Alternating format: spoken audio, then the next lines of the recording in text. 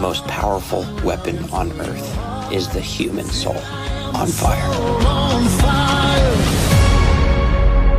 It has been a heck of a review week. If you're new to the channel, watch this, which I'm sure you will be, considering this movie. But I've been covering like these Oktoberfest movies like every single day, doing like a new horror movie. And then this past weekend, there was like 4 movies coming out in the theaters. And then there's 2 streaming movies, which one I haven't even gotten to. One of which I had to do for Oktoberfest because I was like, man, I've got to do that because I want to. And just so much stuff coming out. And I just kind of was sitting here today and I was like, oh my gosh, you forgot to review one of the movies that you did actually watch. And that is Soul on Fire.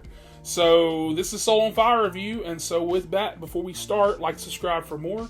And without further ado, let's get into it. So, if you didn't know the real story of John O'Leary, that is what this movie is about. He's a motivational speaker who, as a kid, survived a house fire that burned nearly 100% of his body. And when he was 9 years old, he tried to imitate what other kids were doing. They were doing like this little fire experiment thing. And he ended up blowing himself up because he used gasoline to do it in his garage. That explosion destroyed his family's house and left him fighting for his life.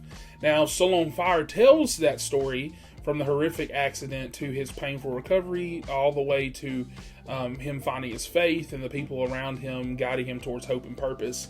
And it's a pretty brutal but ultimately life-affirming journey. And this isn't a spoiler review, but if you are unfamiliar with this story, part of the power of the film comes from watching how he gets through it all. But I will say this, it really makes you stop and think about your own problems, because you know, you have this kid here who's enduring the unimaginable suffering and loss, and yet he's found meaning in it. It's that reminder that your circumstances don't necessarily define you. It's your response to them. It's what defines them. And so with that, I want to start covering the performances and my usual stuff. So performance-wise, Joel Courtney, I believe that's his name, who's playing the adult John O'Leary. He's really good. He's got this genuine kind of warmth to him, very friendly, small-town, approachable energy, and it fits that tone of the film perfectly.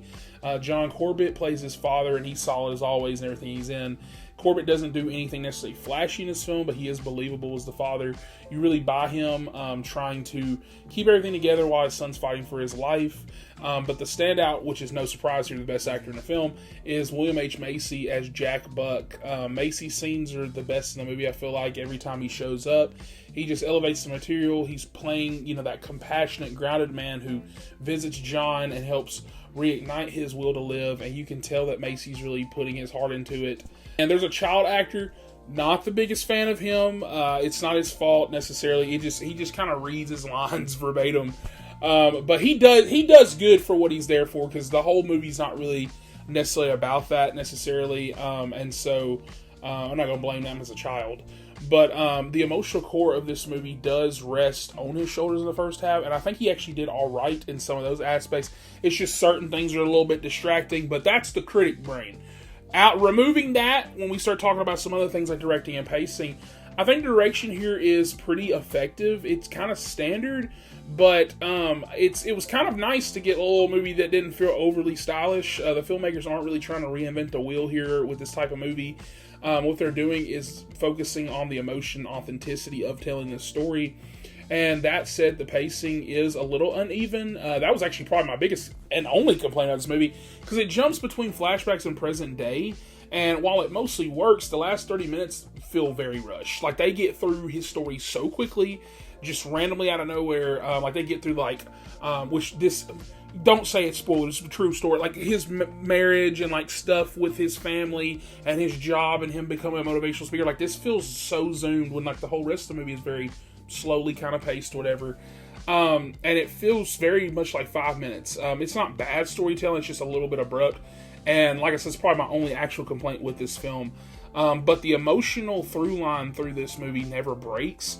Even when the pacing stumbles, the message stays powerful that, you know, his faith, family, and perseverance can carry him through the darkest times, and it did. Soul on Fire is the kind of movie that quietly gets under your skin and makes you think about what really matters in life.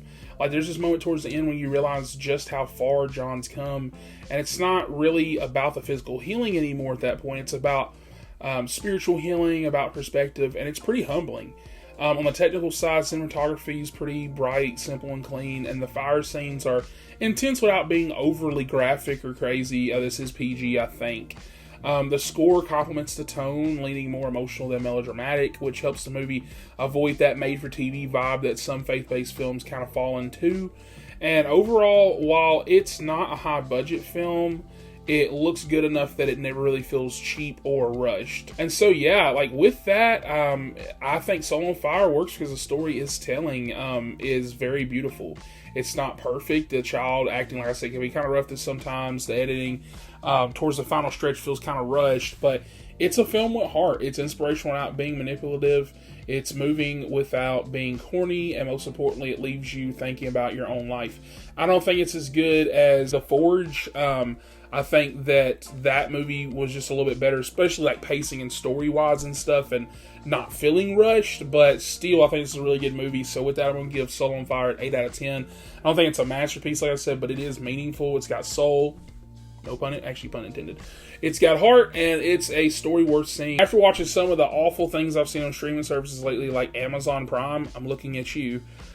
This was a nice little breath of fresh air. Nice little end cap to my night. After the big weekend of movies I saw, which everything I saw in theaters was actually pretty good. I don't think I disliked anything I saw in theaters.